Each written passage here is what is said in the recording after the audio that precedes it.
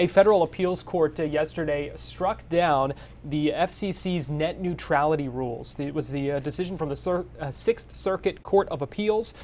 They said that the FCC lacks the authority to reinstate the rules. Now, this is something that's been a little bit controversial. These rules were from the Obama era. That is when they were first implemented.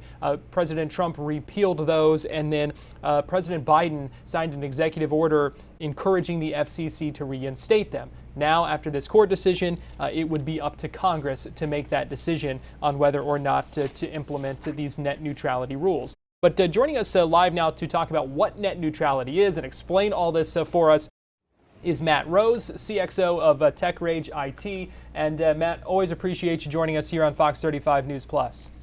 Yeah, happy to be here. All right, so I think the first question is for folks is what is net neutrality? So net neutrality, as you mentioned in the opening, it was first introduced, I think it was back in 2010, and the idea was to try to force internet providers or ISPs like Spectrum or Comcast to not be able to charge extra or do different things with traffic, meaning everyone got the same traffic. There was no throttling or blocking of traffic of any nature, and to kind of treat it as a federal utility was kind of the original thought. And so what impact might people have seen when these rules were in place versus when they're not in place? Does it make a difference? That's the thing.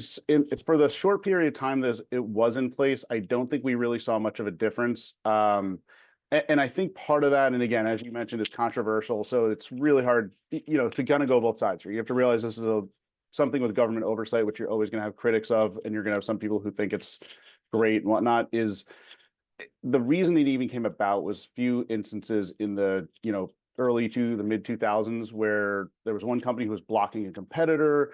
I think Comcast blocked BitTorrent, which is kind of some questionable traffic anyway.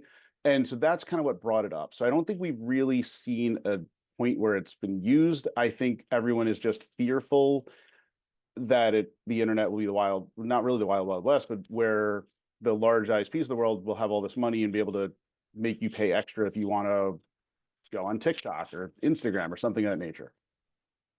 And so what you're saying is that there really hasn't been much of a difference, it seems like, between these rules being in place and not, because we're not seeing kind of what situations kind of created the initial impetus for this. Yeah, and I think the other thing is, I'm sure that there's always been something going on in courts. I'm sure some of these large companies, with the amount of lobbying power they have, they didn't do anything because they knew it wasn't going to necessarily go anywhere, or was always held up in court. I think the whole thing is, though, I think a lot of people feel like it's like a lot of these bills that go through the federal government. I think a lot of people think at this point it's overreach, where there's probably specific things that should be addressed, but they're kind of going from 0 to 100. And I think that's where the thought process is. Because there's certainly things like, again, back in 2005, when a company tried to block a competitor of theirs, that seems like it should be a logical thing that you shouldn't be able to do. But then I think it's kind of the oversight and the ability goes too far for a lot of people, and that's where the controversy comes into play. All right. And so going forward, do you think there are certain things that you're saying there that could potentially be included in some sort of further regulation or that kind of thing?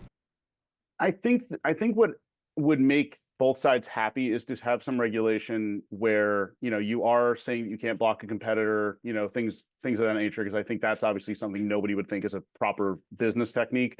I think other places where you have to show reasonable attempts. And I think the other places, the one reason where there was a concern for small businesses from the side that opposed it was that there are small ISPs out there. A company will actually want to start their own new internet service provider, and if you have federal regulation, the concern is how much red tape is there for them they're small. They don't have the money that Comcast and Spectrum have to get through it. So I think you have to make sure there's still that level of competition naturally, not just somebody charging extra for something silly, but for a new competitor to come into the market. And I think those things have to be addressed in order to let something get passed that makes everyone happy.